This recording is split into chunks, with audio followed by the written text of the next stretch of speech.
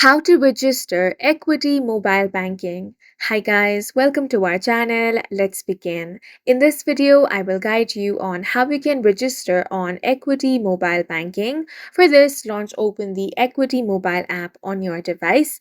If you don't have this application, head over to Play Store or App Store.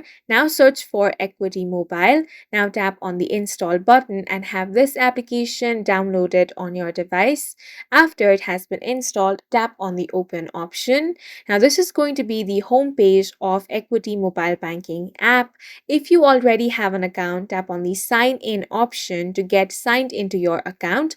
If you are new and you want to register, tap on the second option of Register. Now, you will have to provide some details over here. The first thing you want to do is select your country. Tap on this drop down. Now you can search for the country by tapping on this search bar, or you can manually search for a country as well. Then select that. Next thing you want to do is enter your account number. Go ahead and enter that. Once you have entered your account number, you will have to enter your ID number as well. Go ahead and do that. Now, check the box that says I agree to terms and privacy policy. Now, tap on the register option at the bottom of your screen. After this, you will have to enter some personal details.